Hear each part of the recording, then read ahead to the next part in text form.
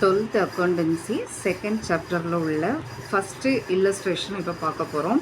இதில் வந்து from the following particulars of a Tamil educational society prepare receipts and payment account for the year ended 31st March 2019 சொல்லியிருக்காங்க.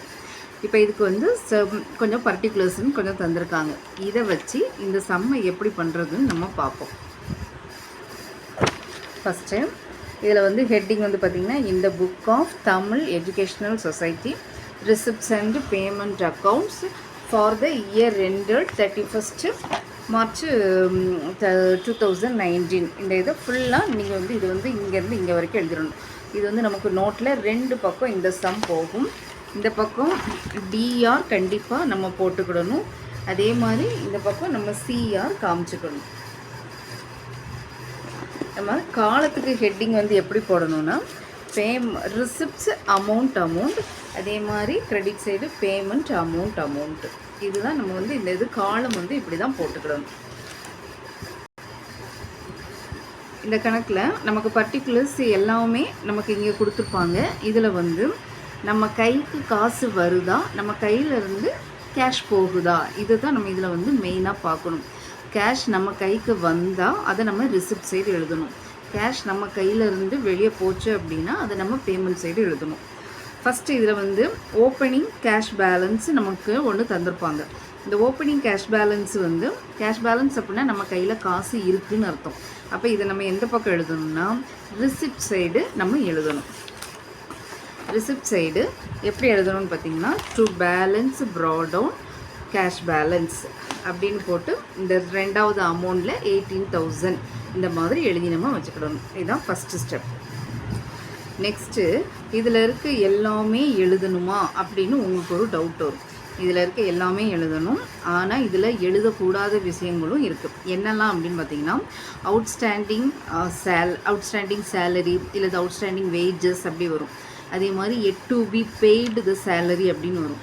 இந்த அவுட்ஸ்டாண்டிங்கிற வேர்டும் yet to be paid அப்படிங்கிற வேர்டும் இருந்தால் அதை வந்து நம்ம இந்த சம்மில் எழுதக்கூடாது.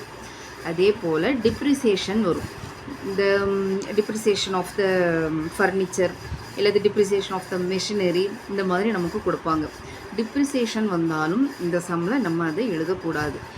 ஏன் இந்த டிப்ரிசியேஷனையும் outstanding yet to be paid இதில் எழுத மாட்டோம் போனால் இது எல்லாமே கேஷ் ஆக்டிவிட்டீஸ் கிடையாது. அதனால இதில் நம்ம எழுத மாட்டோம். இதில் நம்ம எழுதுகிறோம் அப்படின்னா அங்கே வந்து அந்த கேஷ் நடவடிக்கை, அதாவது ரொக்க நடவடிக்கை நடந்திருந்தால் தான் நம்ம எழுதணும். இப்போ நம்ம இந்த சம்மை செய்வோம். செகண்ட் ஒன் வந்து இதில் என்ன கொடுத்துருக்காங்கன்னா 2 பெய்டு இருக்குது. 2 பெய்டுன்னு சொல்லும்போது நம்ம 2 கொடுத்துருக்கோம், நம்ம கையிலேருந்து காசு போயிருக்கு. அப்போ இது வந்து நம்ம பேமெண்ட் சைடு நம்ம எழுதணும். பேமெண்ட் சைடில் பை 2 பெய்டு 6,000 அப்படின்னு எழுதியாச்சு. அடுத்து நமக்கு ஸ்காலர்ஷிப் கிவன் தந்திருக்காங்க. ஸ்காலர்ஷிப் கிவன் சொல்லும்போது நம்ம ஸ்காலர்ஷிப் கொடுத்துருக்கோம், நம்ம கையிலேருந்து காசு வெளியே போயிருக்கு. அப்போ இதை பேமெண்ட் சைடு எழுதணும். Payment side by scholarship given 15,200. Next entrance fee received. Entrance fee நமக்கு கிடச்சிருக்குது. ரிசீவ்டுனா நம்ம இது ரிசிப்ட் சைடு எழுதணும். Receipt side entrance fee received 18,500 எழுதியாச்சு. Next building purchased. பில்டிங் பர்ச்சேஸ்டுன்னு சொன்னால் நம்ம வந்து ஒரு பில்டிங் வாங்கியிருக்கோம். அப்போது பொருள் நம்ம கட்டடம் வந்து நமக்குள்ளே வருது, காசு நம்ம கையிலேருந்து வெளியே போகுது. அப்போ இதை வந்து நம்ம பேமெண்ட் சைடு எழுதணும். பேமெண்ட் சைடு எழுதியாச்சு. By building purchased 2,10,000. Next staff salary. Staff salary நம்ம கொடுத்துருக்கோம், அப்போ நம்ம கையிலேருந்து காசு வெளியே போயிருக்கு. அப்போ இதுவும் நமக்கு பேமெண்ட் சைடில் தான் வரும். பேமெண்ட் சைடு எழுதியாச்சு. By staff salary 55,000. Next subscription received தந்திருக்காங்க. அப்படின்னா சந்தா நமக்கு கிடச்சிருக்கு. எவ்வளவு? 2,65,000. இது ரிசீவ்டு அப்படிங்கிறதுனால நம்ம ரிசிப்ட் சைடு எழுதணும். டு சப்ஸ்கிரிப்ஷன் ரிசீவ்டு 2,65,000 நம்ம ரிசிப்ட் சைடு எழுதியாச்சு. இப்போ நம்ம இந்த 2 பக்கமும் நம்ம வந்து இதை ஃபுல்லாக நம்ம எழுதியிருக்க ஃபுல்லாக நம்ம டோட்டல் பண்ணணும். இப்போ டெபிட் சைடு நம்ம எழுதியிருந்த அமௌண்ட்டை ஃபுல்லாக நம்ம ஆட் பண்ணோன்னா நமக்கு என்ன ஆன்சர் வருதுன்னு பார்த்தீங்கன்னா 3,1500. 3,1500 வருது. இதை வந்து நம்ம ஆட் பண்ணோன்னா டக்குன்னு இதில் எழுதிடக்கூடாது. ஏன்னா நம்ம 2 பக்கமும் தனியாக நம்ம ஆட் பண்ணி பார்க்கணும். இப்போ டெபிட் சைடு நமக்கு 3,1500 வந்திருக்கு. இதே மாதிரி நம்ம பேமெண்ட் சைடு எழுதியிருக்கக்கூடிய இந்த அமௌண்ட்டுகளை ஃபுல்லாக நெக்ஸ்ட் ஆட் பண்ணணும்.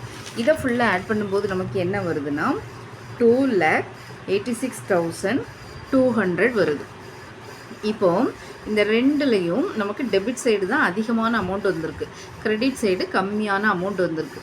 எந்த பக்கம் அதிகமான அமௌண்ட் வந்திருக்கோ அந்த பக்கம் நம்ம ஆன்சரை எழுதிடலாம். அப்போ இந்த 3,1500 நம்ம டெபிட் சைடு எழுதிடலாம். 3,1500 எழுதிட்டு இந்த அதிகமான அமௌண்ட் வந்து கம்மியான அமௌண்ட்டை நம்ம லெஸ் பண்ணணும். லெஸ் பண்ணும்போது நமக்கு 15,300 வருது. இந்த அமௌண்ட்டை நமக்கு கிரெடிட் சைடு தான் அமௌண்ட்டு கம்மியாக இருந்தது. அப்போ அந்த எழுதியிருக்கோம்ல இதுக்கு கீழே 15,300 எழுதணும். எழுதிட்டு மறுபடியும் நீங்கள் இதை ஃபுல்லாக சேர்த்து ஆட் பண்ணும்போது நமக்கு இங்கே 3,1500 வரணும். வந்தால் தான் இது வந்து உங்களுக்கு கரெக்டுன்னு அர்த்தம். இப்போது இதுதான் நமக்கு வந்து இந்த சம்முடைய ஆன்சர். இந்த ஆன்சருக்கு நேராக இங்கே என்ன எழுதணும் அப்படின்னு பார்த்தீங்கன்னா பை பேலன்ஸ் கேரி டவுன், அதாவது C/D போட்டால் போதும். கேரி டவுன் கீழே கேஷ் பேலன்ஸ். இந்த கேஷ் பேலன்ஸ் 15,300 தான் இந்த சம்முடைய ஆன்சர்.